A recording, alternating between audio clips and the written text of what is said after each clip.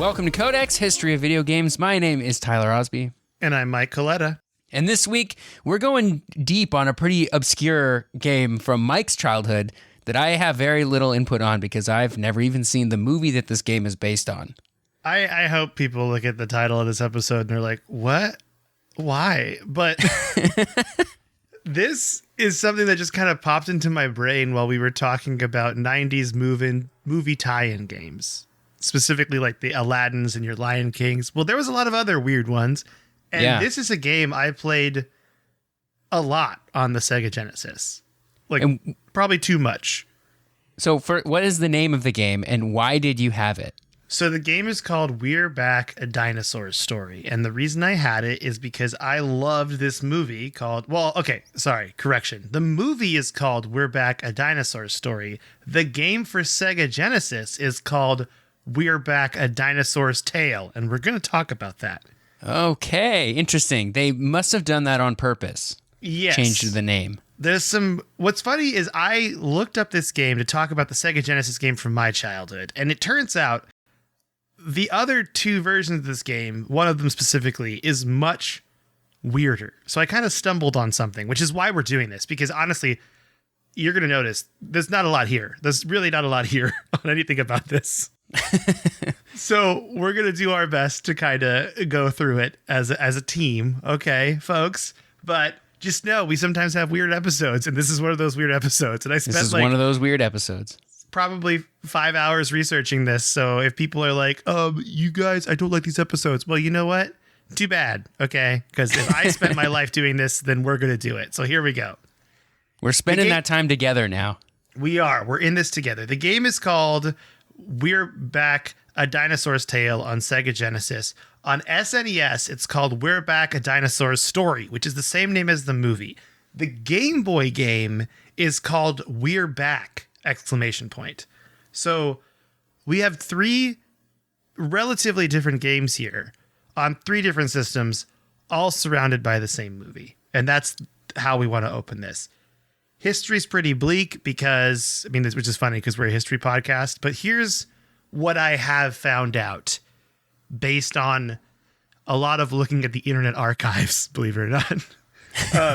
The movie that the game is based on, We're Back, a Dinosaur Story, was the other Steven Spielberg movie released in 1993 to coincide with Jurassic Park. It's the family-friendly alternative to Jurassic Park. This was an animated Jurassic Park movie. was pretty scary. Yeah. This was not a child... it was a movie for kids, but it was not a movie for, small kids. It was pretty scary. Yeah, I would say Jurassic Park was really marketed towards, teens and adults. And it was really scary. So Spielberg decided to make this other movie called We're Back, a Dinosaur Story, which is animated, and the dinosaurs are friendly, and they talk, and they're really nice, and it's a sweet, fun story about these two kids helping dinosaurs that get transported from 65 million years ago to modern day by a professor, and they're there to help another doctor, and then the evil brother of the professor, who's just evil because he's missing an eye. That's the only reason he's evil. That would make me mad too. Did he lose his eye and he's mad about having lost the eye, or is he just mad because he's just mad because he's missing an eye? So the Wikipedia synopsis says that the professor warns them to avoid Professor Screw Eyes, his nefarious twin brother who causes mischief after having lost his left eye several years ago. Wow. They named him Professor Screw Eyes. This guy got bullied. He did get bullied. He is bullied. No wonder he's a bad guy, and man. now he's a bad guy. It makes sense. That's his motivation. Is he lost his eye and now he got he's bullied evil. for it. Yeah. Makes sense, right? That totally tracks. It's totally Sure. I just think they made their own bad guy here. Yeah, they really did. So the movie comes out. Steven Spielberg's like, well, we have to have a video game thing for it, right? It's 1993. This is the time. This is the time of 16-bit platformers, right? That's what we're talking about. So all versions of this game had the same publisher, High Tech Expressions, but all three games, the Genesis, SNES, and Game Boy versions, were completely different. For the sake of the podcast, we're going to talk about each of them relatively briefly, with more focus on the Sega Genesis version because that's the one I grew up with. So we're going to talk about that one actually first right now. Okay. So here come the grime facts. We haven't done these in a while, so it's kind of nice. Oh, we haven't had a good Grime Facts in a while. Yeah, you got 3 Grime Facts this episode. The developer is Funcom. The publisher is High Tech Expressions. The release date, I found 2 corresponding release dates. I found January 1993 and I found December 1993. I'm probably leaning towards this January date because I think that's the one I saw in Sega Vision. No, Sega Vision's magazine said December 1993. This is the 93? one I saw. That would have been almost a full year later. Oh, sorry. December 92 is what I saw in Sega Visions. And then January 93 is what I saw on a lot of wikis, which makes me think that the Sega Visions date is wrong and it came out later because multiple wikis had that. This was also during the time when games didn't really have release dates. They just sort of like showed up at the store one day. Yeah, one of the things it's I like found, kind of hard to nail down a real date for most games in that time period. Yeah, one of the things I found said worldwide release January 93, and I'm like, there's no way that happened. Anyway, so the system is the Sega Mega Drive or the Genesis, depending on what region you live in. It was the Genesis in the United States or the Mega Drive in Japan and elsewhere.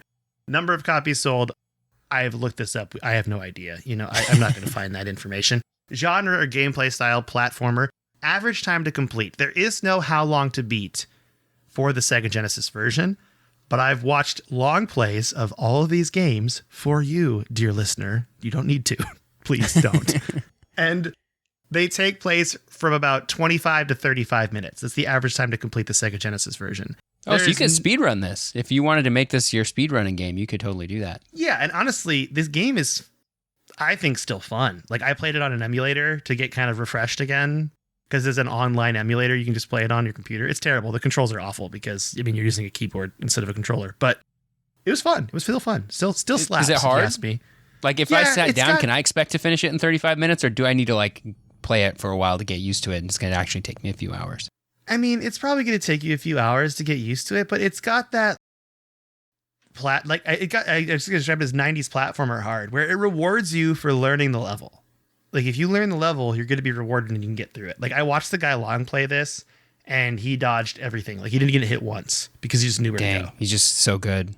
Yeah. Because I'm guessing he played the game for hours and hours. But there's no score for this game as far as I can tell. For the SNES version, I do have some notes from Nintendo Power, which I find pretty interesting. But the Sega Visions didn't really talk about the game critically. They just kind of said the game was coming out. So that's really where we're at with that.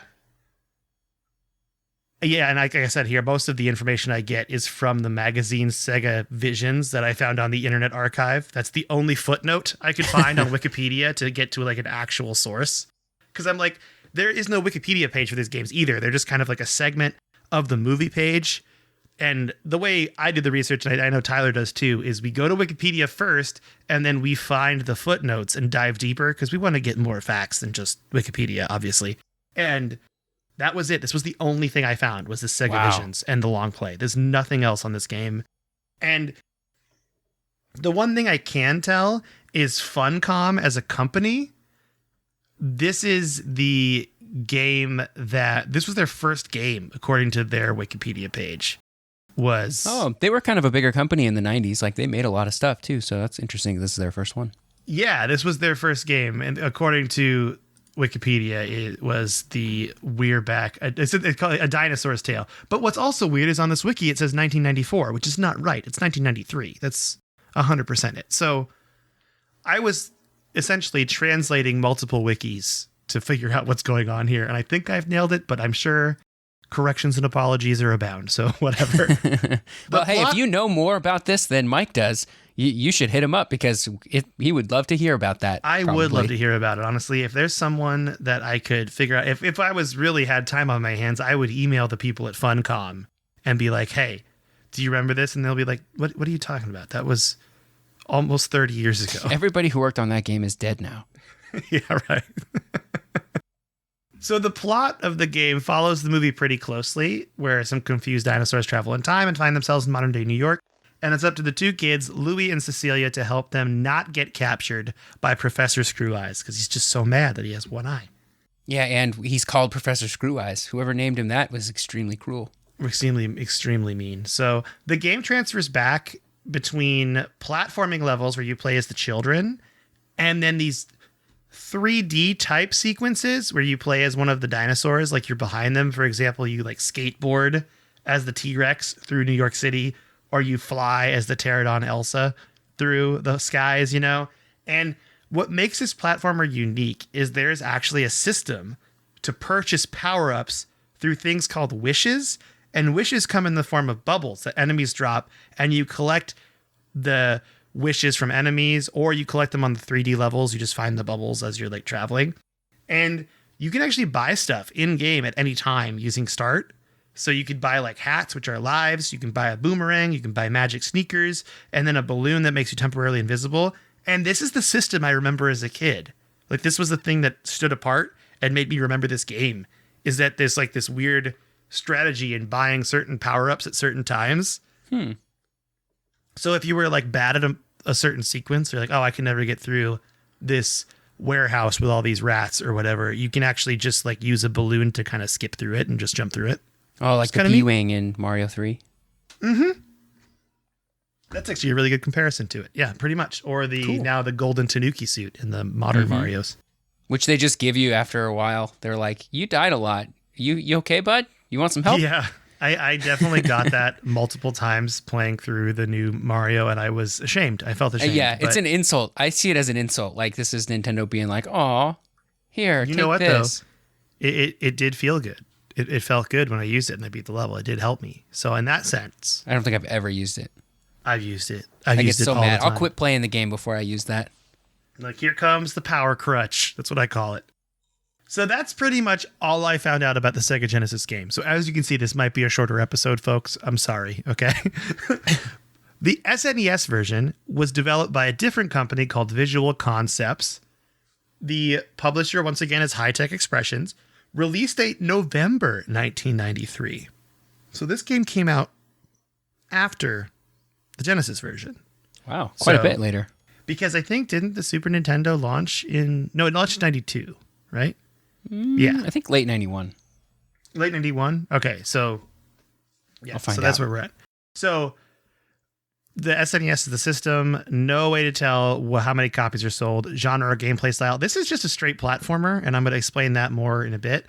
There is a 40 to 45 minute completion time, depending on which long play you're watching. There is no score to this game, but Nintendo Power did give 2 notes. First, obviously, they love that it's a family-friendly dinosaur game because they're Nintendo Power. But the second one is this, and this is a direct quote from Nintendo Power that I found on the Internet Archive. Quote, "Poor play control and repetitive play make it a tiresome journey." End quote. Oh, that's like, I rarely saw Nintendo say bad things about games in their magazine because they're just trying to sell video games. They're not going to tell you a game is bad. Yeah, it's really odd to me that they would be like, play this game, but also it's really repetitive, so sorry. But I think they could do that with third-party publishers. Yeah, they didn't really care. It wasn't their game. Right. If a first-party Nintendo game came out, it was solid, like 20 out of 10 all across the board. Nintendo Power never gave a bad review to any Nintendo game. Yeah, they never did. They were always like, this is ours, so it's got to be great. We have a really high standards of play. So the first thing to note is this game is entirely different than the Genesis version. You play as Rex the entire game, and it is an entirely just a very basic platformer. There are no faux 3D sequences either. It's just a platformer where occasionally you can collect power-ups and call in your dino buddies, kind of similar to the Donkey Kong Country series, but the graphics are way simple, and it's only kind of the gimmick. Other than that, honestly, it's just kind of boring, and I would know this because I watched a 45-minute long play of it, so you can take my word for it. So watch the whole thing, not even at 2x? Well, you got it. You know I had something else going on in the background, obviously. Gotcha. I had it on, and I was playing a game while waiting. I've been playing a lot of City Skylines. We'll get to that in a bit, and it's a great thing to watch YouTube with. It's great. Yeah. That's the SNES version. Again, the history on these is so thin. I can't find anything about the game's development. And honestly, based on your reaction to it, Tyler, I'm guessing this is one of those games that's going to end up just lost to time. No one cares. It's not getting any remakes. It's not going to get on the Switch, like Super Nintendo emulator thing. Like nobody remembers this game. I don't even remember the movie, to be honest. Like the movie itself was like kind of maybe I'm different. Well, 93, you would be 3 years old, right? That's true. Yeah. So that kind of makes sense. I watched this movie when I was 5, and it's one of my very early memories of like a movie that I loved because it had dinosaurs in it. Yeah. And then this video game that my mom got me, because my mom, there's one thing I know about Jackie. She loves buying movie video games. When I was a kid, she loved it. She got me the Tarzan game for 64. Big fan of it, right? Because she knew it was safe, right? As a mom. And if your kid likes the movie, then we'll probably like the game. Like what's there not to like? Like Tarzan? Go play the game. It's an easy dub, easy win. Easy dub for Jackie. That's how also I had the Batman Forever game for Sega Genesis, which is kind of bad, but we'll talk about that another time. I had the Toy Story game for Super Nintendo. That was a big movie game that I loved.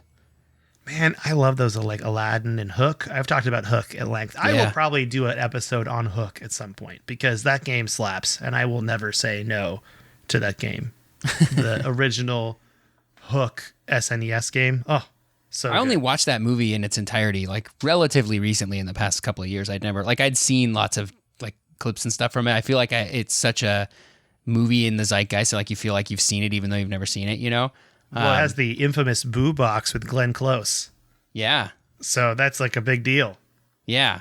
And so I finally watched it recently. What did you think? Because I watched that movie a lot as a kid.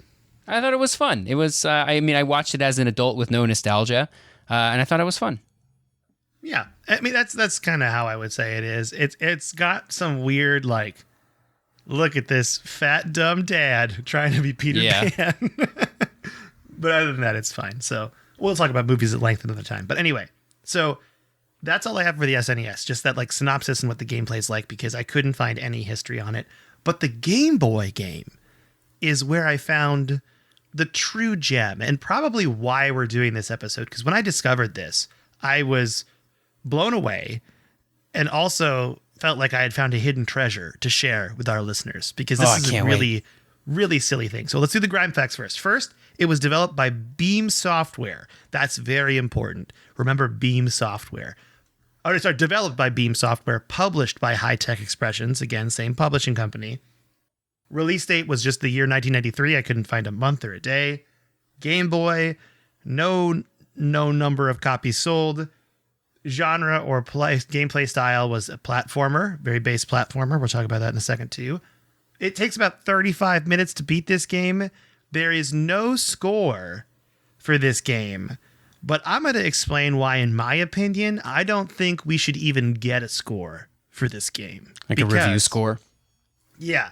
So the Game Boy version is like what completely surprised me. I went down this long rabbit hole after finding this out. But the Game Boy version of We're Back, a Dinosaur Story, which is just called We're Back, is notable because it is a reskin of a game called Baby T-Rex. And Baby T-Rex is important because this game got reskinned 10 times. Whoa. 10 times. This game was reskinned 10 times. And if you look on Moby Games, where I got the info for this game, like those grime facts, because it's the only place I could really find that had it, they just use a thumbnail of Baby T-Rex on the We're Back page, because it's the exact same game. It's just different in some very small sprite differences. So here's a quote from the website Gaming Alexandria, which is actually a really good history website I found in this making of doing this episode. Like, that's kind of a cool website that has like some video game articles about weird, quirky things that happened in gaming history. Mm-hmm. And this article is called Baby T-Rex, the game revised 10 times. So here's a quote from that, all right? Quote, all of these games featured identical level layouts, right down to a single pixel, with minor differences for the cutscenes and sprites to fit in with the license. Even the music is identical to each revision. The reason behind this? Fairly simple. Beam Software's publisher, Laserbeam Entertainment, wanted to publish the game worldwide and appeal more to other regions. Presumably, the problem was that not all regions would be interested in a game called Baby T-Rex, so programmer David Theodore was tasked to slightly modify the code and sprites to appeal to different countries, end quote. So the article says it was revised 10 times, which is true, but only 5 of those games were released. They were Baby T-Rex, We're Back, Bamps, which is a license based on a popular Swedish comic book character, and Agrosaur, which is an Australian cartoon called Agro's Cartoon Connection. And then Tasmania 2, which, to be fair, only has like an early version of it that's exactly like Baby T-Rex, and then they kind of modified it a bit. But then the 5 unreleased titles were also developed and never published. So that's Ed the Duck, the host of a children's BBC program, so now we're in Britain. Sooty from The Sooty Show, a Danish cartoon character named Hugo, and Sid the Elephant, and then the Smurfs. Wow. I watched a long play of this, and I can't stress this enough. This game has nothing to do with the movie at all. It has nothing to do with We're Back. You just play as a T-Rex, and there's an evil-looking guy that's kind of looks like Professor Screw Eyes, and that's it. And if you go on YouTube, do yourself a favor. If you have 2 monitors, go on YouTube, open up 2 tabs, put them on each monitor, play a long play of Baby T-Rex and a long play of We're Back. The music will line up if you start them at the same time. They are the exact same game. The first level is identical. The only thing that changes is the appearance of some of the sprites. They even left like the same pterodactyl sprite is in both games. They didn't even try to change it. So that's what like blew my mind while researching this, and was why I'm like, Tyler, I sent him a text. I'm like, we got a weird one this week. I have to talk about this because this game got revised 10 times. Oh my gosh. And just reused. I kind of applaud them for doing this. I don't know how well it worked out for them. There doesn't seem to be any information on like if this was a successful thing. It obviously wouldn't work out well today because it would blow up on YouTube and like everyone would know that this is just the same game over and over again. But I feel like back in the early 90s, this is actually like a really good, potentially good business decision to say, we have one game, we can release it across the world in 10 different regions. We'll just call it something different and like change it a little bit so that it appeals to like that area better, rather than trying to make one IP that appeals to everything, to everyone. And like, I could see that being successful, at least in the early 90s, when like these, like especially across regions, like with language barriers, like nobody in Sweden is probably playing a We're Back game, right? But they'll play this Bamse game that's based on a character that they love. And who cares if it's the same game as the We're Back game? Like, even if you got a hold of a We're Back cartridge in Sweden and you played the game and you went, hey, this is the same game. Like, what would you even do with that information? You just be like, I guess it's the same game, right? Like, and they're little kids too. So even if somehow a little kid, like a 4 or 5-year-old, got a We're Back cartridge and their Bamse cartridge, and they wouldn't even know it was the same game, I bet. No, yeah, there's no way of knowing or telling unless you're the developer and you have, because I don't think they're region locked at this point. Game Boys weren't region locked, were they? I don't think so. Then you could have had all the games and just, unless you played every single game, you would be like, oh yeah. By the way, the reason I talk about the score and I didn't put the score there is because other games got reviewed and they might as well all have the same review score, right? There's no difference in the plot. The level design is exactly the same. The music's the same. The only difference is the sprite. So that the art is the only thing that would change. And for example, Ed the Duck, the last game that got made by them to re-release on the Baby T-Rex engine, if you want to call it that, I guess, got a 41 out of 100 on this magazine. So the game itself wasn't that good. No, it's not a good game. It's got no replayability, no last. This is the playability got a 46. The last ability got a 43 out of 100. Like, these are not great games. And it's just so, yeah, this is something that I felt like we had to share because it only could have happened in the 90s. You can't do this now. You couldn't do this no way today. You could pull this off today. This is sort of the equivalent today of like those Unity asset flip games where they just like make a basic game and use assets from the Unity asset store and don't make anything themselves, and like just they sort of get it out the door for a couple of bucks and they make a lot of money off of it because it was very easy for them to do and they can sell it for just a couple bucks. This is like the 90s version of that.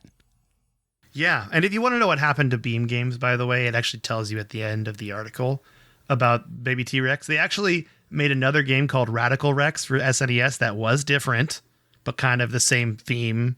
And then they actually ended up making the original Shadowrun and Mech Warrior games. So they kind of had like, oh, cool, like good careers after this. And they were like sold to other companies and then eventually dissolved. And yeah, but I think they ended in 2010 because they were dissolved into Chrome Studios Melbourne is what it says. Yeah.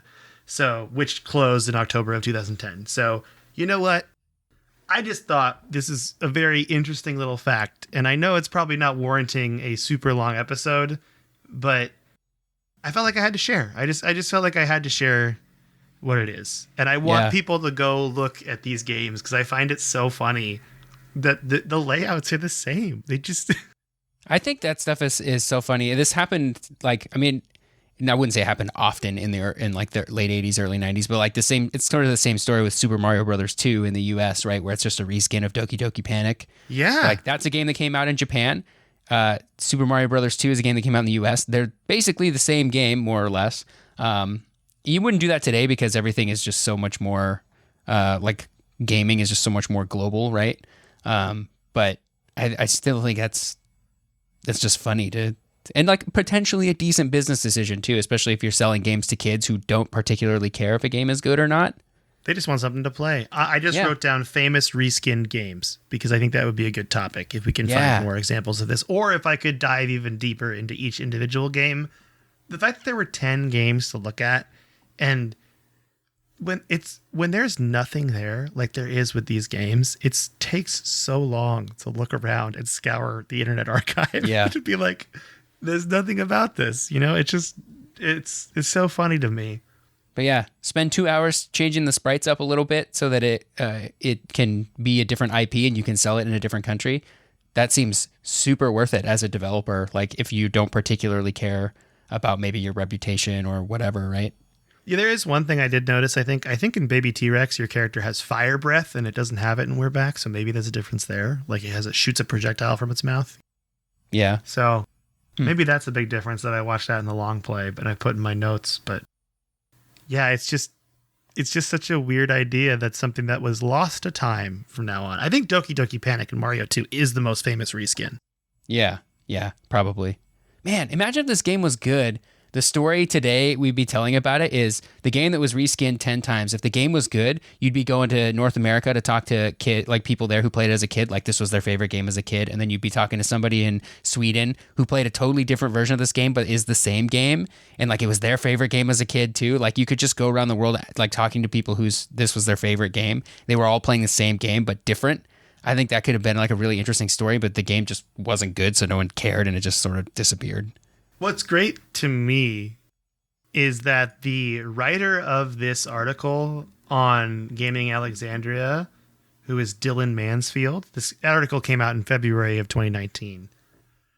Really, it's not being mean to the developer at all. It's actually like congratulating the developer, like way to be thrifty. You're a starting studio, you're opening up, you're trying to get as much of your games out there as possible. Why not reskin it and put it in different regions internationally?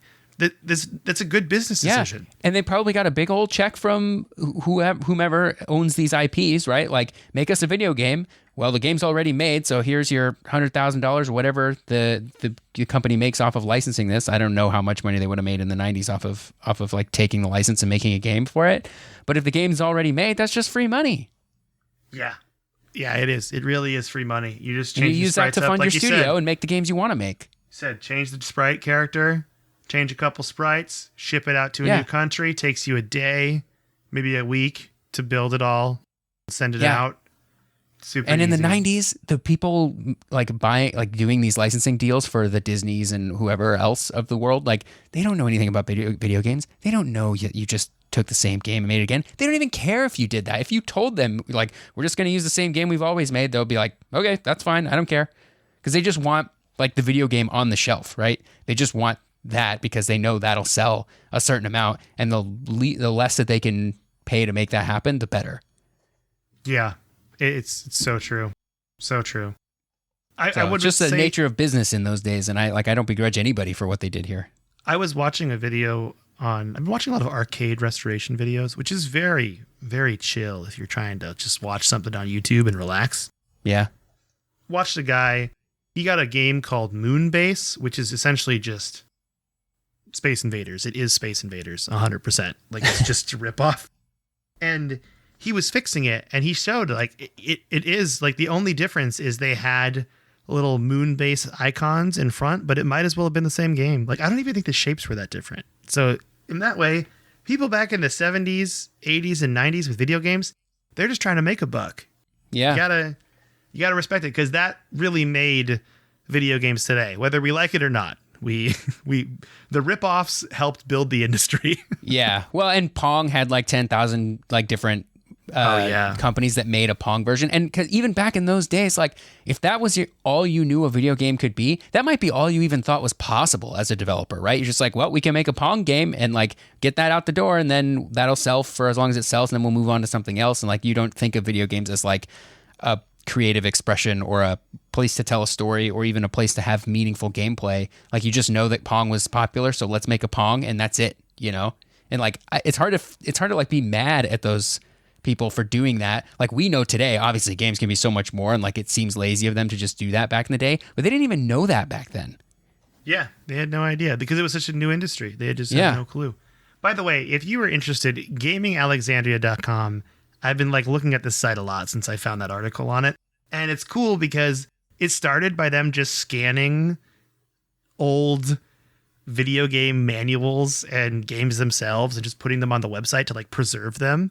And they have articles now and they're friends with like a bunch of other great video game historical archive sites.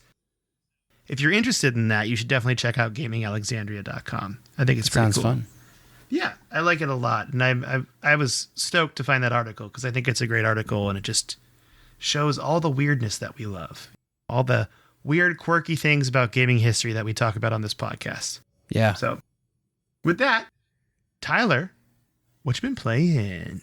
More Xenoblade, very slowly making my way through Xenoblade. And I caught up on the story for Destiny today, so I'm ready for the reset on Tuesday. Nice, dude. So I'm not really doing, I did my 3 Crucible matches for the Pinnacle there. I'm not really on the Pinnacle grind yet. Maybe I'll do some of it tomorrow too. I haven't really decided. The Pinnacle grind is not appealing to me right now, but I am enjoying the story stuff. So yeah, I that's agree. Been fun. I think the Pinnacle grind is kind of a bummer to me. Honestly, it's just, it's not, we've been doing it so long that it's really boring at this point. Yeah. Like I don't want to play the same stuff I've been playing over and over again right now. We also don't really do Grandmasters either. No, I wish we had though. Like if I knew that we were going to get a crew together to do Grandmasters, I'd work a little harder to hit the cap. But I don't know if I will. Yeah. Yeah. Agreed. So cool. Yeah, but that's kind of it. I did buy Horizon Zero Dawn on Steam because it went on sale. So now I own it like 3 times. I think I got it for free on PS4. I bought a disc copy of it up for PS4 for like $5, and now I have it on PC because why not? So I've never played that game. Maybe I'll but give now that a it's play soon. On PC, I think I'd play it. I'm trying to decide if I want to get some sort of old PS3 or PS4 and add it to my collection of gaming consoles. Yeah, I think I would go with PS3 right now because the games are cheap. Like they're in that.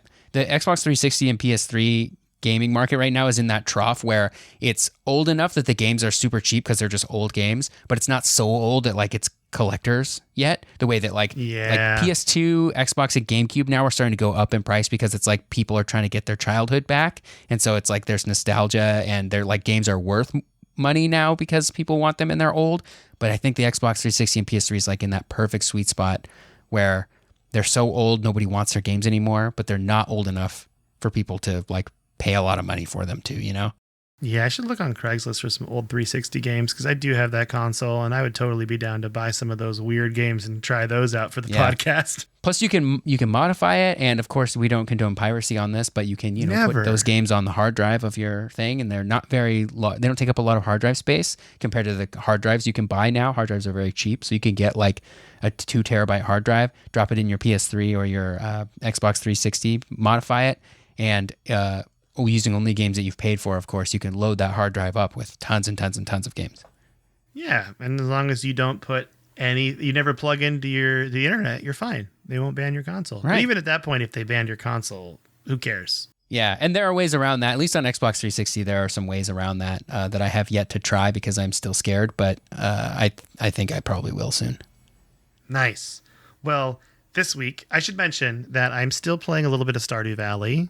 I know there's a little bit more of an end game, like I have to build this boat to take me to a new island area. Ooh. Haven't done that yet. Played a couple rounds in the Skull Cavern to try to get more iridium, and I died, and it bummed me out, so I stopped playing that for a little bit.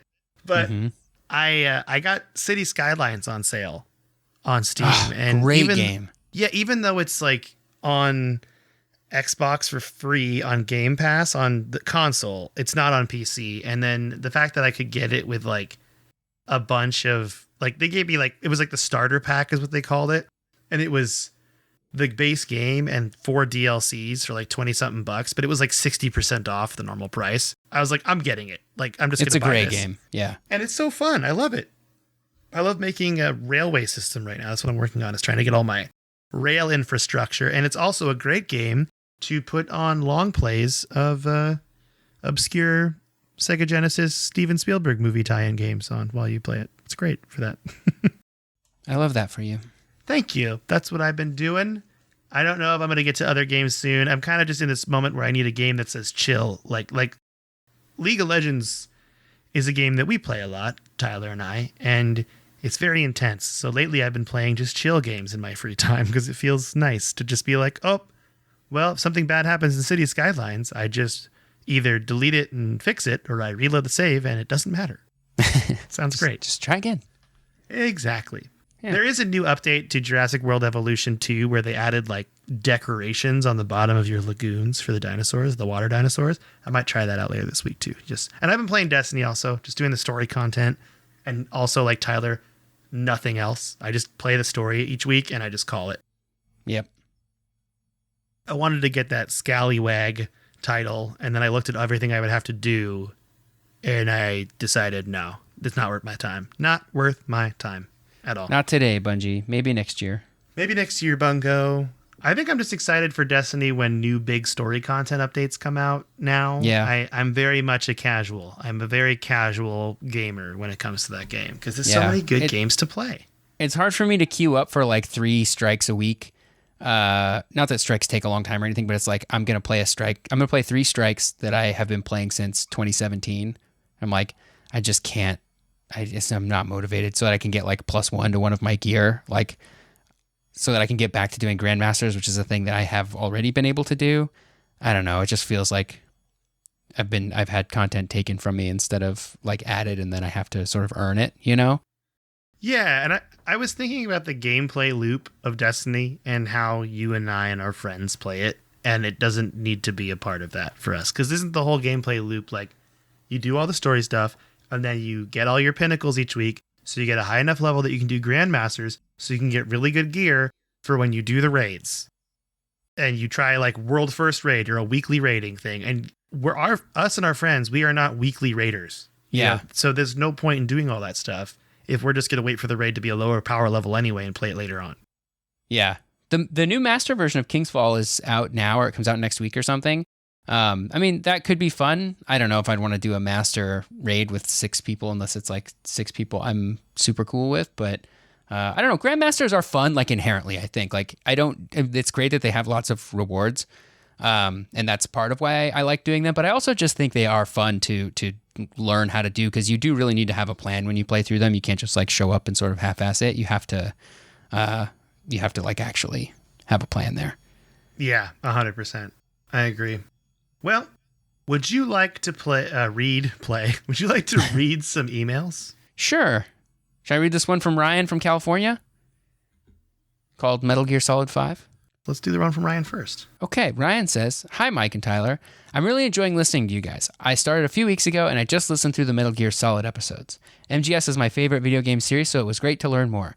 I'm not caught up on your episodes yet, but it looks like you haven't covered MGS 5. I would love to hear your take on it and the unfortunate business between Kojima and Konami."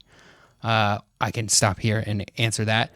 So MGS 5, I feel like still a little new for a history podcast, although it's pretty old now. I mean, I guess it was a 360 game, technically speaking, and it came out in 2015. My take on it is I loved it. It was extremely long for a Metal Gear Solid game, and the story, while I like the like bonkers places that Kojima goes with the story in these things, like I just sort of love being along for the ride, it is definitely like off the rails. Like this is like some worse than Kingdom Hearts stuff. It just goes completely bonkers. I like it. I think it has a twist at the end that's pretty fun. That sort of recontextualizes a lot of the later Metal Gear Solid stuff because it takes place before most of the Metal Gear Solid series.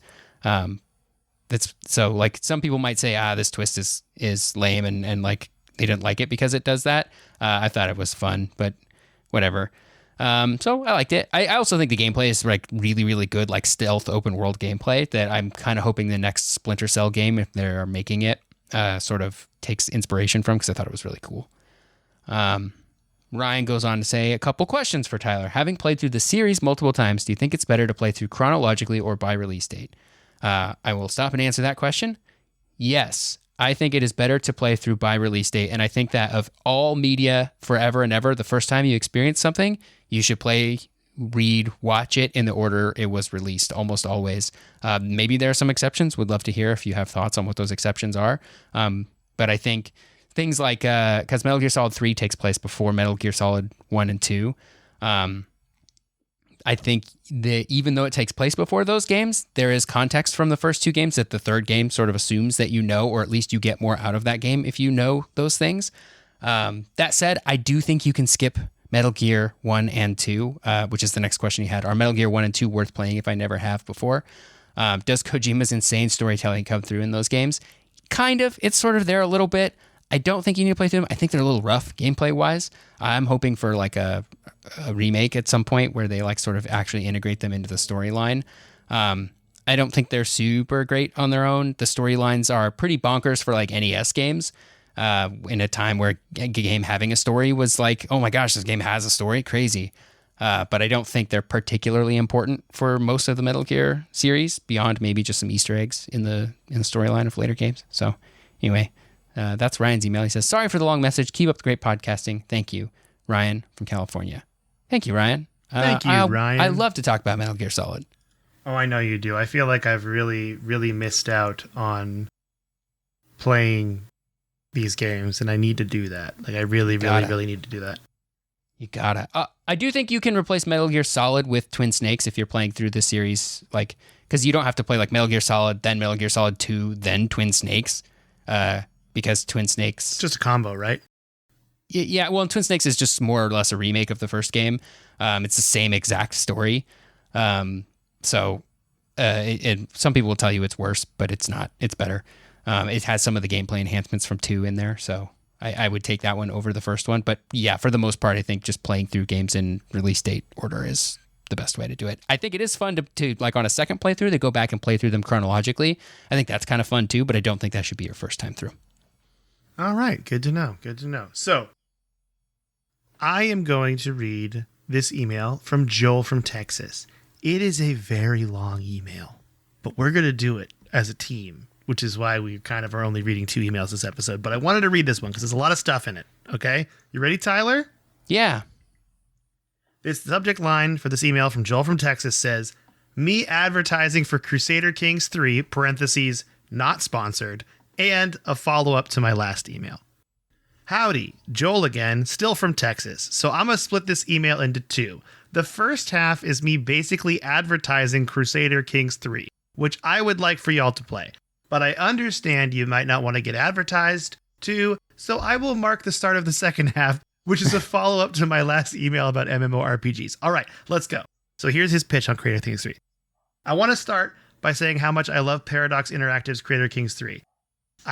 Crusader Kings 3. I also love to hate it at times, as is any fun game. I can compare it best to Stellaris, another Paradox game. They have sort of the same base idea that you manage a nation, build it up, conquer, all that stuff. But the key differences are that 1, Stellaris is a space game, while Crusader Kings 3 is a medieval game, duh. And 2, whereas Stellaris focuses on managing your stellar empire and colonizing planets and all that, Crusader Kings 3 has you lead your dynasty, which controls nations. Specifically, you control your dynasty royal house head. The focus lays in on your character, who is quite customizable. You can even make your own leader at the start, and how they interact with other characters, mainly dynasty members and fellow leaders. If your nation gets conquered in Stellaris, you lose. If your nation gets conquered in Crusader Kings 3, you ain't done, as long as a member in your dynasty who still holds land. That's a very unique concept, I feel like. Interesting. Each character has stats and lifestyles based off those stats that each have bonuses you can unlock leading to different playstyles. For example, instead of just conquering everything, you could use the learning lifestyle to increase a research and get more piety to create a religion, which is a thing you can do. Or a combo I like. You could switch between stewardship and intrigue so that you can get the stewardship perk that allows you to ask for cash from people who you have hooks on. Hooks are basically favors or people or you or vice versa. So like a favor you have from a person. And the intrigue perk that lets you fabricate hooks on others. Basically, lie about people owing you and make them give you cash, which is very useful. That sounds like a total like you're a swindler, essentially. Some real Game of Thrones stuff going on here.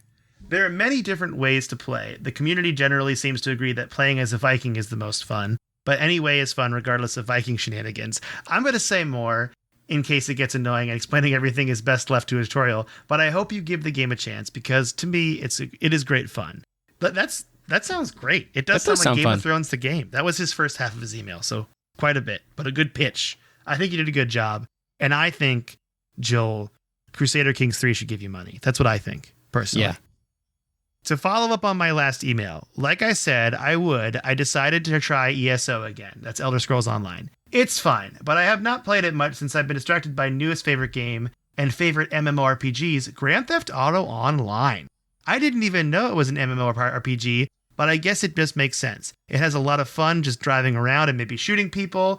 It's just GTA 5, but with other players and a lot of jobs to do and stuff, which I also enjoy doing over and over. Driving and shooting gangsters is fun. I would agree with that. Driving and shooting gangsters is fun, which totally works. Combat is fun. Movement is fun, quote, grinding, which it technically is what I'm doing. It's fun. I generally have a good time. Only problem is that I have no friends who play this, which sucks, but that's more on me than the game. This game for me does this genre right, but maybe for others it doesn't, since there are some MMORPG staples missing. That's likely why I enjoy it though. It does more than just making you collect spider butts and press the same buttons over for no real variation in combat. Also, I realize what I really want from this game now. I want from Nintendo to make a Militopia MMORPG. It would just work like you think. I don't think Nintendo has even made an MMORPG. They haven't made an MMORPG as far as I've known. Do you know that, Tyler? Have they made? No, I don't think so. It's Miitopia, he said. Oh, Miitopia, sorry. Everyone wants a Pokemon RPG. I think we can all agree. Gosh, that's just a free money. Yeah, everyone's always said, why don't you make a Pokemon MMORPG, Nintendo? It would just print money for you. So I would think they would go hard and very uniquely. Let's talk about the Nintendo RPG. That game is a very charming game, so I would love more of it. As for Elder Scrolls ideas I had, makes sense people might not want multiplayer in mainline Elder Scrolls games, and I can see why it might be weird for ES6 to be Skyrim 2. But I would find it weird to just leave the Skyrim Civil War unresolved. I feel that whichever way it goes, it would be a huge moment in Tamriel's history that could possibly determine the outcome of a second war between the Empire and the Dominion, even in a game that takes place hundreds of years later.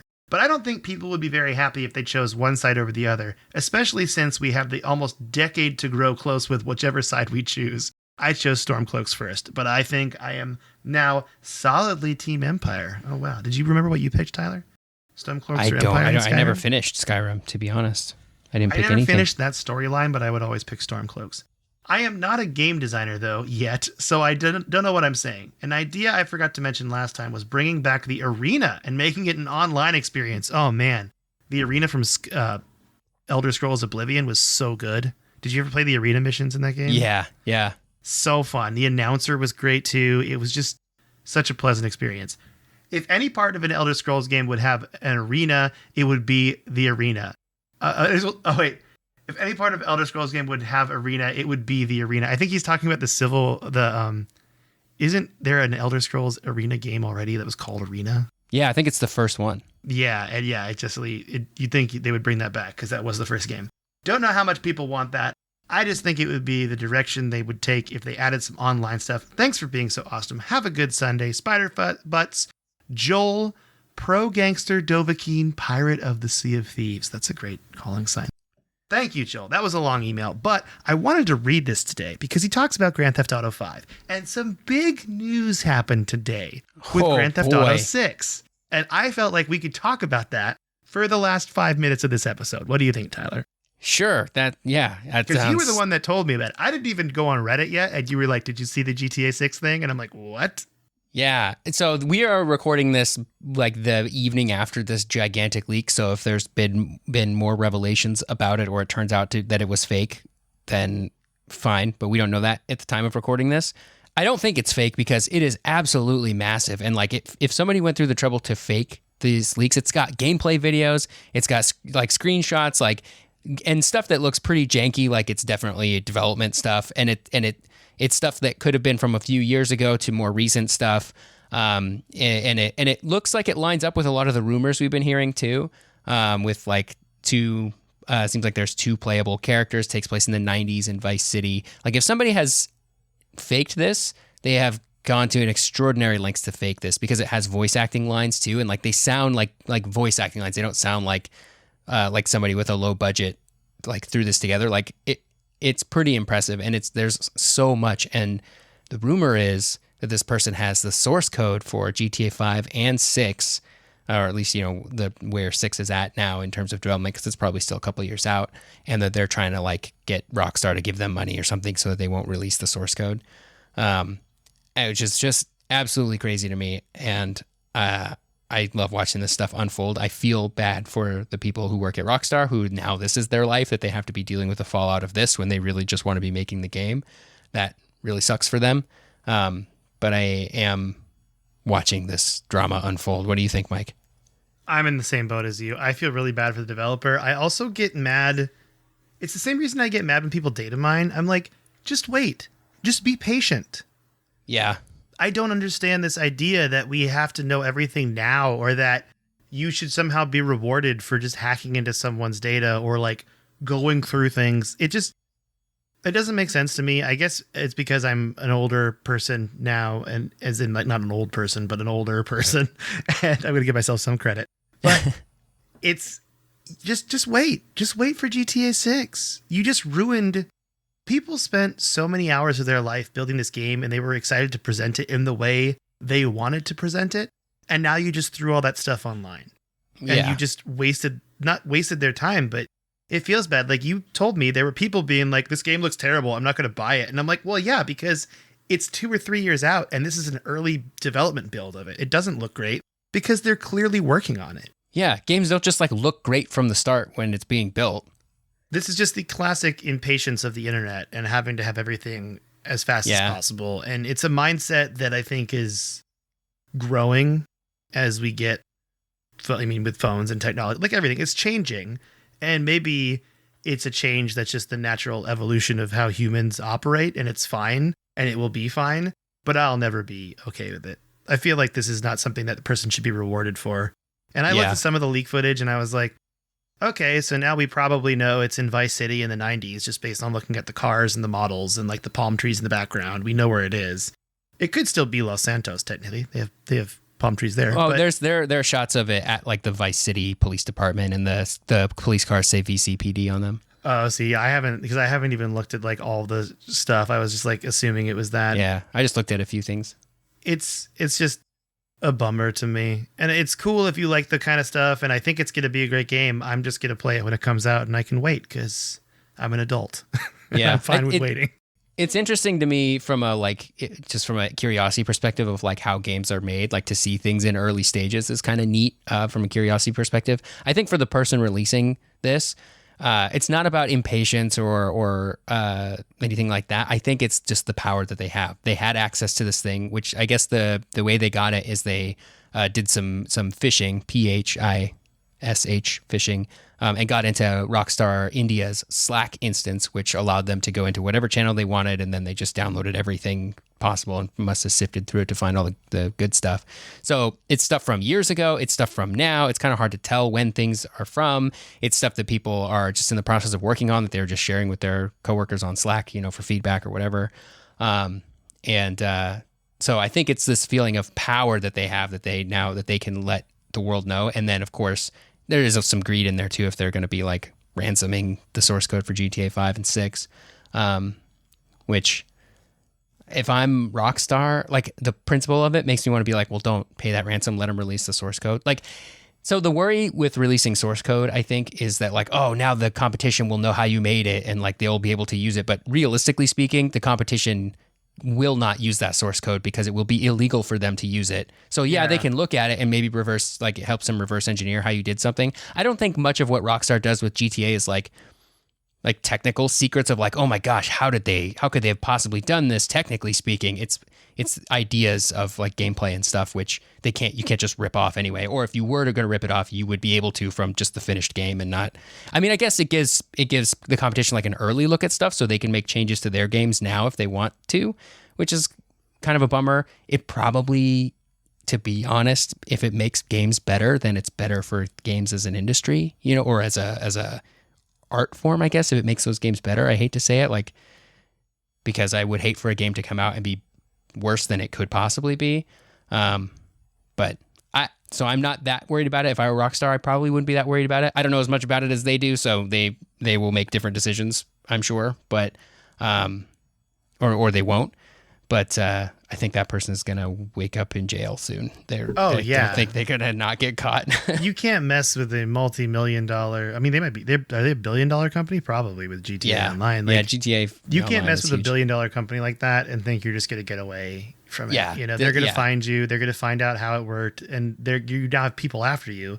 I agree with you that they shouldn't pay because that also sets like a dangerous precedent. It's kind of like the we don't negotiate with terrorists kind of thing. It's like, if you pay them, then that makes people think they can do that with other stuff. Right. You put a target on everyone's back when you do that. Yeah. A typical person, I'm going to say, in the world wouldn't even know what to do with the source code if you gave it to them. So in that sense, like, it's really just going to be about, like you said, other companies looking to see how they did something, or people trying to hack GTA 6 when it comes out so you could cheat. Like, that's the only thing I could really think of that you would mess with the source code with, right? Yeah, I suppose it would help you do stuff like that, I guess. Find exploits in an online version, because we were assuming that GTA Online would be redone in GTA 6. I'm sure, it's good to be in it. This has been so successful for them that they have to do that. But yeah, I agree with you. They shouldn't pay, and this person should not be rewarded as some sort of folk hero if you just sent a weird email like any other common phishing scam to get into the Slack channel for Rockstar India. That just seems so... Well, it's a crime, but it's just not, anyone can do that. People do that all over the world. So, yeah. Okay. Well, I wanted to talk about that briefly because it came up today, and then we had a great email from Joel that just segued right into it. Yeah. A history of leaks episode would be fun too, because there's like the famous Half-Life 2 source code leak, right? In like 2003. I'm writing it on here. Yeah. That was a fun time. That person did go to jail. I think he was from I want to say he was from Germany, and they found him. They knew who he was I don't know how they figured out who he was, but they were like, we want to give you a job. Hop on a plane and fly over to the US and we'll talk about giving you a job here at Valve. And the German police intercepted him before he got on the plane and gave him 4 months in jail or something. But if he had made it to the US, he would have had a much worse time, I think. Yeah, because he would have been arrested and been in the US court system. Yeah. Which we all know is not great. Yeah. Yeah, I think the same thing. My friend was like, well, let's give this Grand Theft Auto hacker guy a job. I'm like, it was just phishing. If it's just phishing, anyone can do that. That's not a special skill. Yeah, that's not a thing you offer someone a job for. And you especially, I think there... Well, anyway, go ahead. I cut you off. I'm sorry. Oh, I was just saying you didn't write any worm or something to break into someone's system. There's no technological advancement that you're doing. You're just doing a scam as old as the internet. Yeah. And even then, the whole offer this person a job because they're clearly very good at whatever is yeah, but also don't reward people for doing crappy things like that. You don't want to set the precedent that if you want a job at X video game company, just make sure you hack their servers so that they'll give you a job because you're so good at hacking servers or whatever. That's not a great way to do that, I think. And you wouldn't want to reward somebody for that. Maybe if you hacked a server and didn't release it and went to say Bungie or whatever, and you're like, hey, I found out you guys had a vulnerability. Here's how you can fix it or whatever. Then maybe that might be interesting to them to offer you a job because you were a good person about it.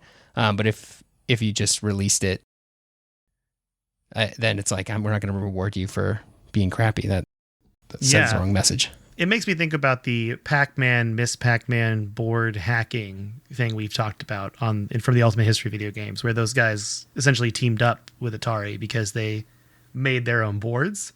Yeah. But the difference in that is, yes, it was dicey legal-wise, but it was also a feat of ingenuity to change those boards and actually design a new game from it. So in a way, they did something, whereas anyone can write a phishing email.